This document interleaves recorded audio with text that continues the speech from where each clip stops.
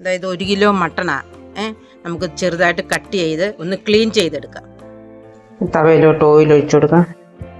സവാള, പച്ചമുളക്, കറിവേപ്പില, കുറച്ച് ഉപ്പൂടിട്ട് വഴറ്റാം.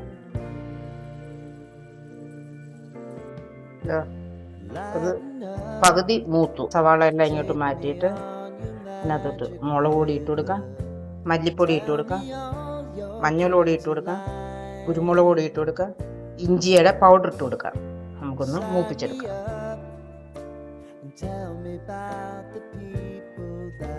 ഈ കാഷ്നട്ടും വെളുത്തുള്ളിയും കൂടെ നമുക്കൊന്ന് പേസ്റ്റ് രൂപത്തിൽ അരച്ചോണ്ട് വരാം. കാഷ്നട്ടും വെളുത്തുള്ളിയും കൂടെ നമ്മുടെ അരച്ചില്ലേ, അതിനകത്തോട്ട് കണ്ട് 1 ടൊമാറ്റോ കട്ട് ചെയ്ത് കൊണ്ടിട്ട് മിക്സിയിലൊന്ന് അടിച്ചോണ്ട് വരാം. അതിനകത്തോട്ട് നമ്മൾ അരച്ച് വെച്ച് ഈ പേസ്റ്റ് ഇട്ട് കൊടുക്കാം. തൈരും കൂടെ ഇട്ട് കൊടുക്കാം. യോജിപ്പിക്കാം. ഈ കുക്കറിനകത്തോട്ട് നമ്മൾ റെഡിയാക്കി വെച്ചേക്കുന്ന മസാല ഇട്ട് കൊടുക്കാം. റെഡിയാക്കി വെച്ചേക്കുന്ന മട്ടൺ ഇട്ട് കൊടുക്കാം. ഈ തവ കഴുകിയ വെള്ളം ഒഴിച്ചു കൊടുക്കാം.